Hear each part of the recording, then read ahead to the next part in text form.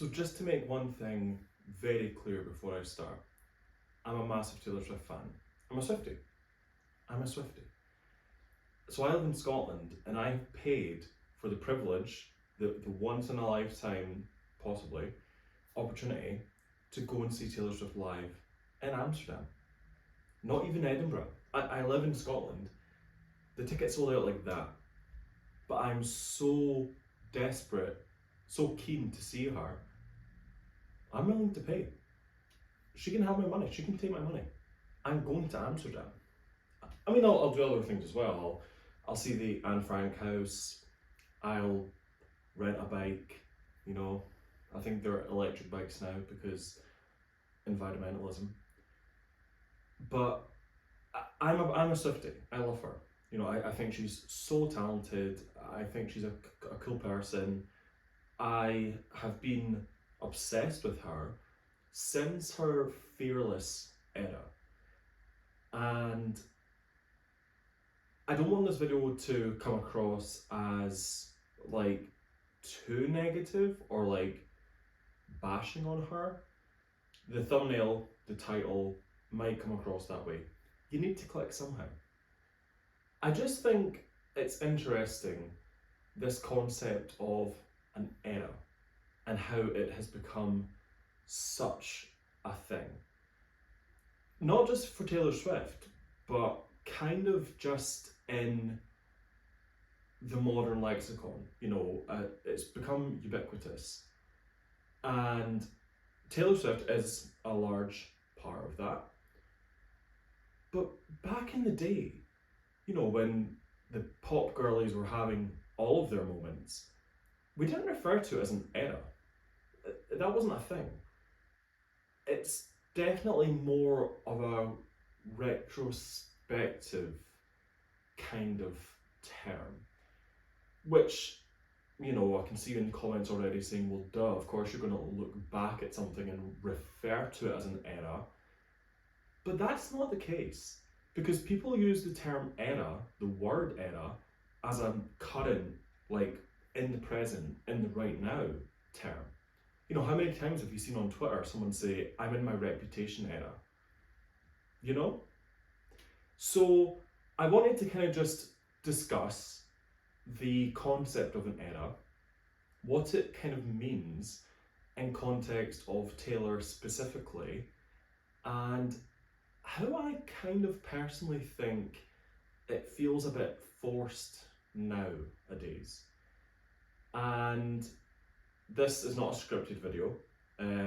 It's kind of just top of my head, you know.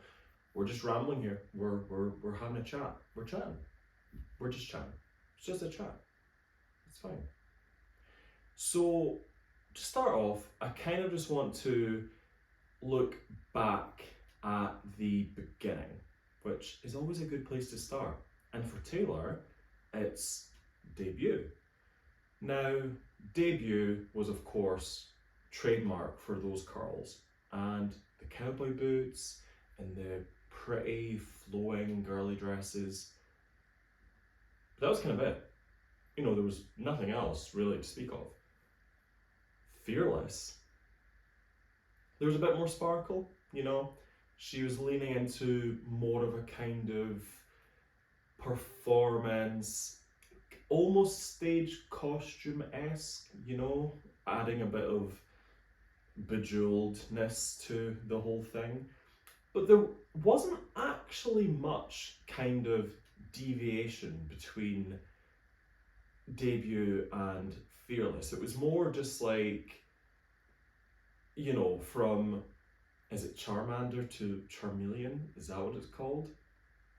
You know, it's like you're a small orange lizard with fire on your tail, and now you're a slightly bigger orange lizard with fire somewhere, you know.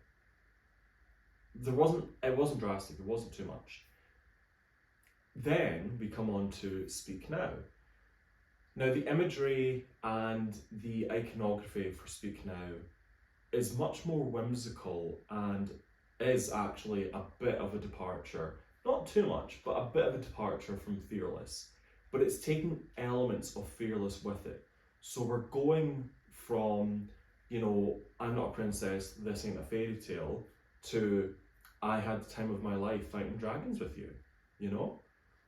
So, and I think it's interesting that she'd done that, because I think she knew that she was getting too old for this, She embraced it on the cover, she embraced it in Long Live, but she was almost bidding farewell to it.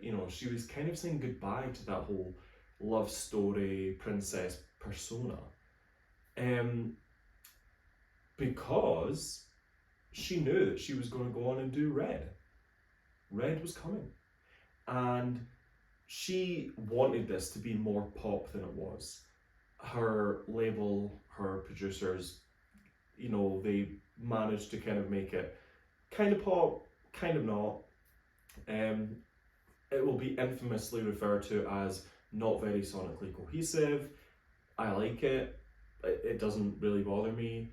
Especially nowadays with streaming, I think it's interesting that albums don't really need to be sonically cohesive anymore, because people will just listen to what they want to. They're paying for the service. They're not anymore paying for the CD, the album. So an album can not be sonically cohesive at all, and it kind of falls flat as a criticism. But she knew that she wanted to move into more of a pop direction. Now, she very cleverly tapped into the Tumblr aesthetic, and Taylor was very active on Tumblr, so she of course knew what the girls were wearing on Tumblr and what kind of just standalone visuals from the Red era. I mean, she did not call it an era at the time, but the Red moment in time. She knew what would stand out and what would be shared and what would look good just as a snapshot. She's wearing those little kind of headband silver cat ear things in the 22 music video. Of course, there's the black kind of like bowler trilway hat. I don't know what it's called. It's not a top hat, I know that. I mean, even the white t-shirt with the writing on it is just very, like graphic tee. That was the vibe. That was the vibe. It was a bit more modern. It was going to translate to girls that were kind of around her age or slightly younger, and they could relate. They loved it. They ate it up. Then, of course, the most drastic change was with 1989. Blondie was showing her midriff. We could see her belly, her stomach. Her belly button? I don't think so. I don't think we could see her belly button. She's always kind of embraced the high rise, which kind of came around in the Red era. But she was showing skin. There was flesh. And the haircut, she cut the hair off. Very symbolic of, that princess, that long-haired girl. She was gone. She went full Mulan on that. And it showed. It showed. Because 1989 was, of course, her pop moment. Now, going forward into Reputation, you could argue that she had planned for that aesthetic all along. There are people saying that there was meant to be an album called Karma, which she scrapped, and then she kind of had to pivot into this more defensive, dark kind of image. But no matter how we got there, Reputation was darker, It was more grungy. There was a bit of a kind of punk element to what she was wearing. And I loved it. I thought it was great. I mean, between 1989 and Reputation, you had the Bleach Ella moment, which, if that's what Karma was meant to be, if Karma was going to be this like EDM, bleach blonde, living your best life, being messy, going out with hot actors and DJs, we were robbed. We were robbed. Taylor, please release Bleach Ella, Taylor's version. Please. But yeah, Reputation, darker, the hair kind of grew back. And the hair is interesting around this time. So she kind of has the bangs in promotional images, similar to she did in Red, you know, that kind of like fringe. But then she has kind of like loose curls, akin to she did in her debut and Fearless and kind of Speak Now eras. Her hair is like this weird mix of kind of like old Taylor, and it's also slightly darker. It's not as blonde. It's obviously not bleached anymore. So yeah, it's kind of like hinting that yes, it's darker, yes, it's different, but the old Taylor is actually still here somewhere. You know, there's that hint of curl, there's that hint of bangs. It's like this is new, but it's actually all built of old parts, if that makes sense. Then, after Reputation, Lover, which very deliberate, very kind of, I say manufactured, and I don't mean that in a bad way, because 1989 was also very manufactured. The whole, I mean, like Fearless and Speak Now, like if you're a pop star, if you have a big machine, big machine, lol, if you have like a big machine behind you that's pushing out to the public, and you've got like a team of people, and they have a vision, and you have a vision, it's manufactured. You know, you're trying to sell yourself to the unwashed masses. And Lover, she was trying to sell this idea that she was not actually this dark, brooding, hiding away person anymore. You know, that she was a lover. She was a lover, not a fighter. And that showed, you know, with the pastels and the glitter and the rainbows, and yeah, it's not everyone's cup of tea. I love the aesthetic. The aesthetic is really, really, really nice.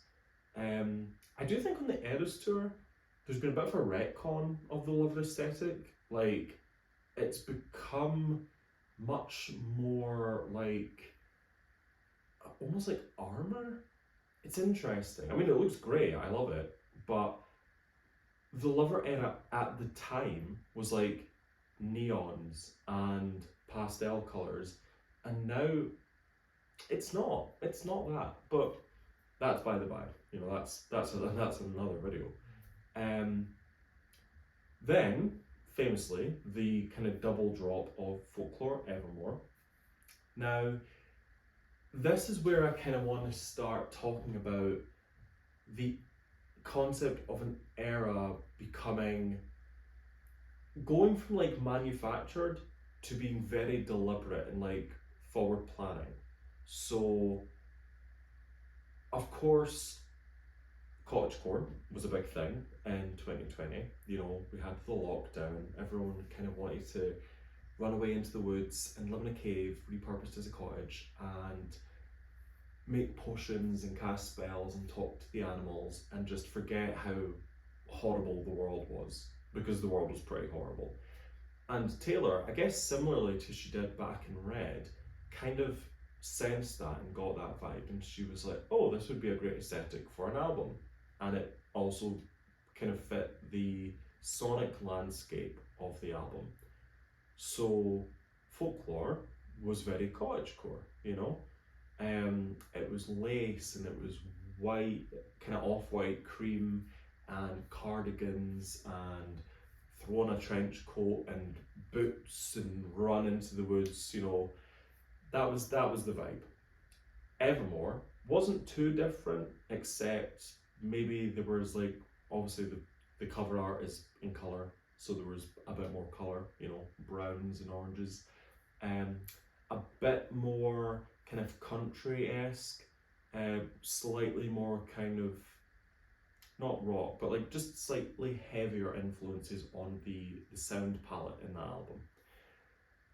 Then we come on to Midnights. So Midnights, I mean, all the promotional stuff was kind of 70s inspired in looking, but I don't know, apart from Anti-Hero, like was that the vibe? I mean, Lavender Haze kind of had that, but it felt like that was going to be like the true aesthetic, but I don't know, but there was a 70s vibe kind of going on, and then Bejeweled, that kind of became the vibe, you know, when people go to the Eras tour, they wear the black kind of bodysuit and the black boots with the big jewel gems on them, and that has kind of become the symbol for the Midnights era is Bejeweled.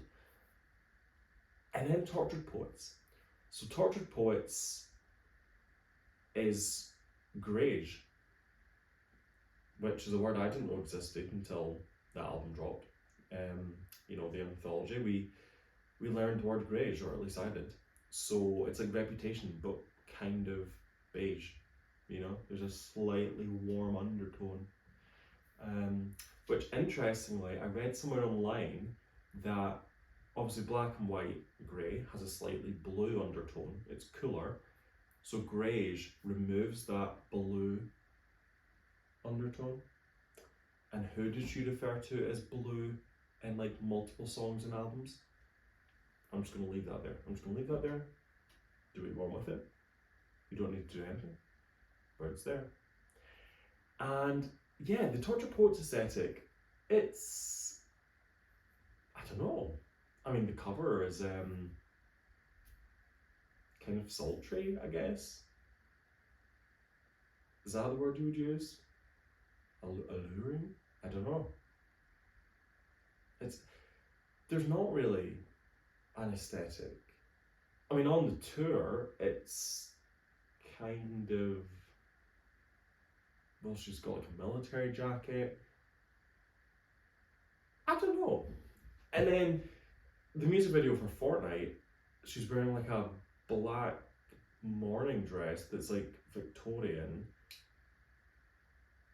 But then in the kind of cutaway scene with Post Malone, they're dressed like they're in some kind of like 1990s jazz, pop, soul double act. That's the aesthetic of their clothing, and so I don't really know.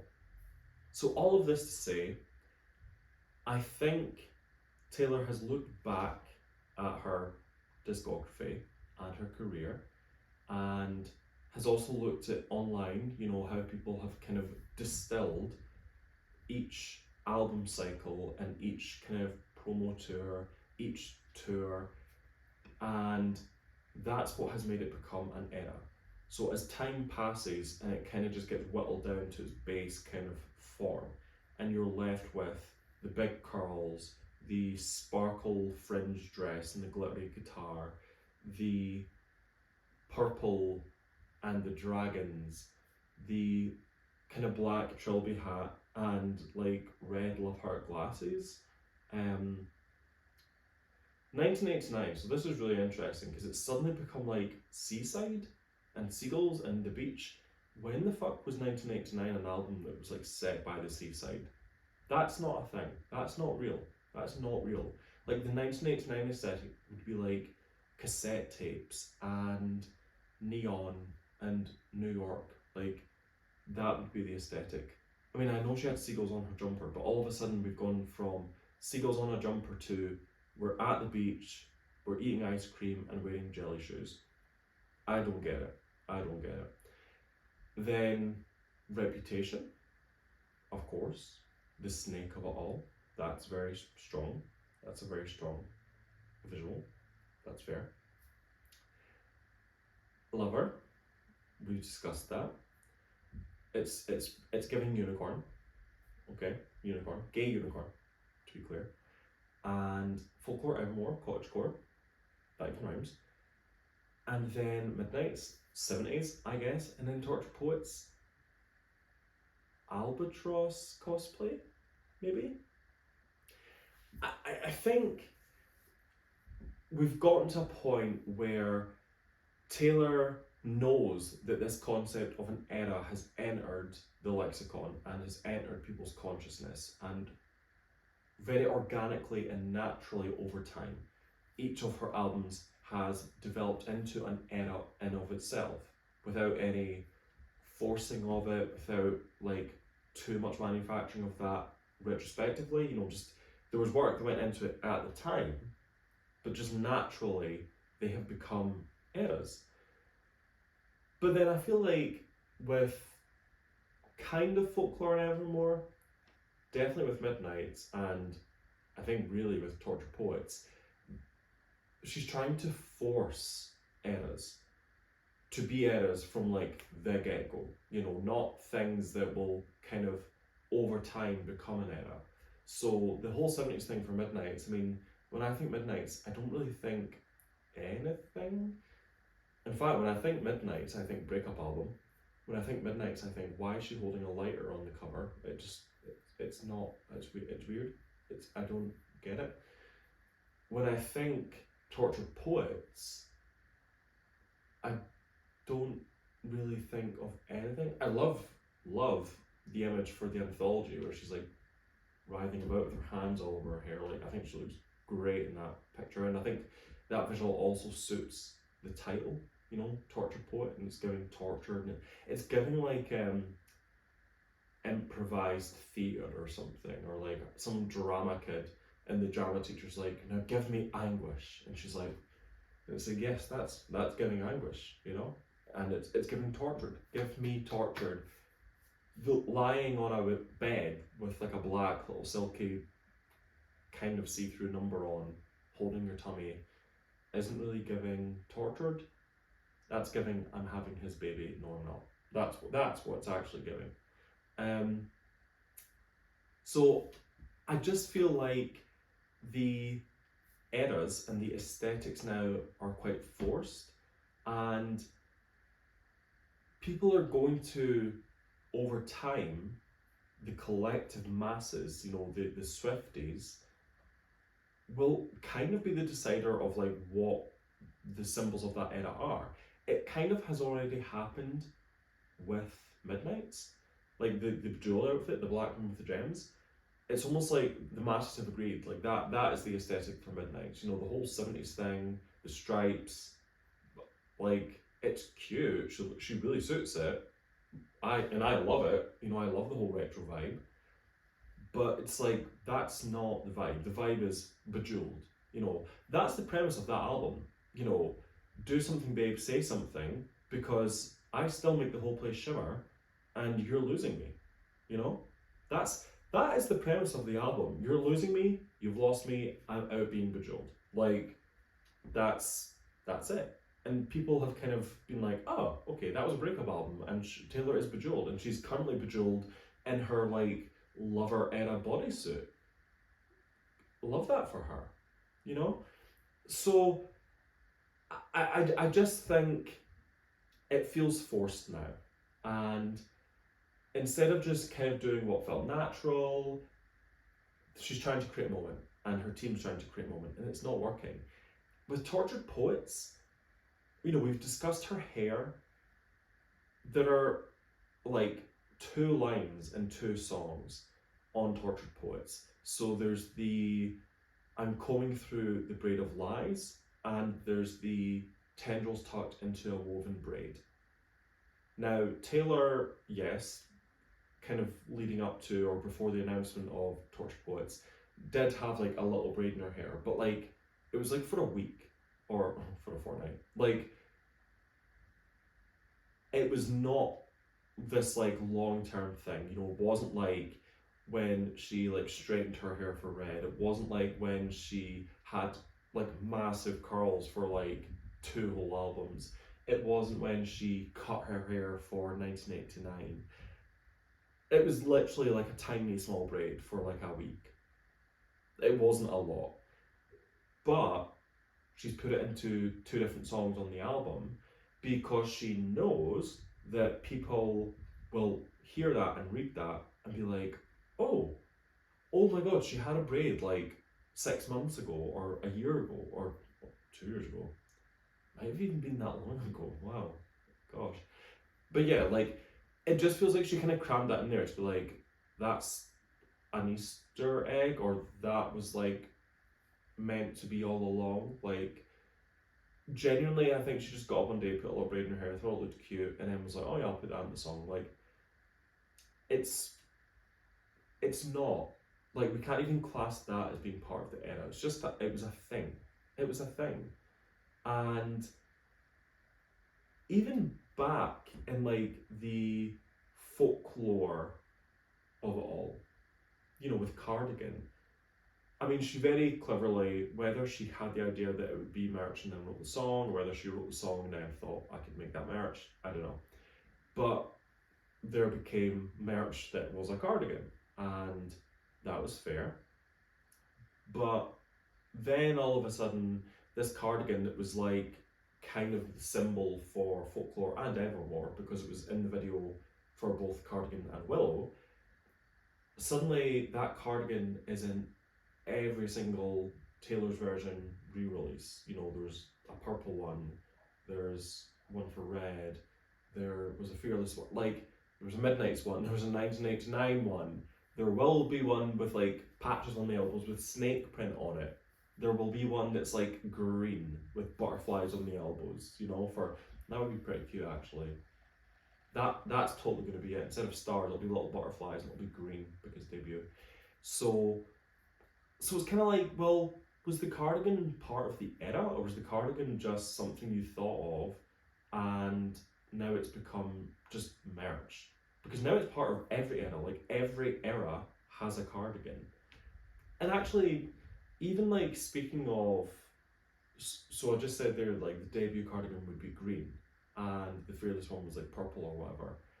Even that, like the colours for the albums, it's even that's quite interesting because that's something that it makes sense and it's a very good kind of shortcut or like visual cue for like you see light blue and you think 1989, you see dark blue, you think Midnights. Like that's clever, but again, that's not actually something that Taylor thought of because at the time, like I would say apart from Red, which was very deliberate and well, of course, if the album's called Red, you're going to have a lot of red on show. But like during the Speak Now tours, like there wasn't a lot of purple. Like there was purple, but there wasn't like a ton of purple. But now all of a sudden that era is purple. And Reputation is a funny one because you know the album cover was black and white, but then Tortured Poets is kind of black and white, but it's greyish, so it's like little bracelet things. Like, what color did they even light up? You know, for a black and white album, what color does that go? And then for a greyish album, what color does it go? I don't know. But the colors are something that the fans kind of used as a shortcut, a kind of shorthand for each album cycle, and now I just think that the whole Eras thing feels forced and it doesn't feel organic, and it feels like Taylor is trying to instantly in the moment have an era instead of releasing the album. And even just in the space of like 2.5, 3 years since Midnights came out, you know, the Bejeweled motif has become the symbol of that era. Instead of just releasing the album and kind of just letting the chips fall where they may, and then seeing what the fans have kind of decided is, you know, the shorthand for that era. You know, she's forced it from day one. And it'll be interesting in like a year and a half to see what the fans have kind of decided is the Tortured Poets true aesthetic. Because online, you know, there's like really talented artists who do these amazing drawings of like Poet Taylor, and she's always wearing a ball gown and she's always wearing elbow length gloves and she always has a quill just in case. But it's like that's not really the vibe. Like she wore it to like a red carpet event with the Grammys, but it's not actually the vibe. She was just kind of dressing like an albatross, which sometimes they all just need to dress like an albatross. It's fine, it's not criticism. I just think the eras feel forced now, you know?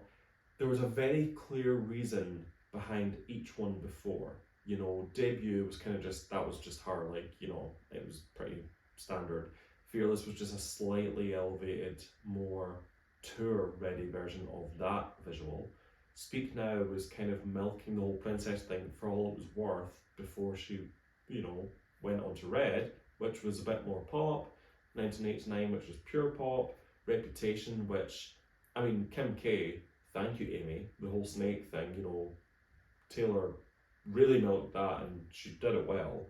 Like, there was such a reason for each one. Even Lover, as much as it felt very manufactured, it was for a reason.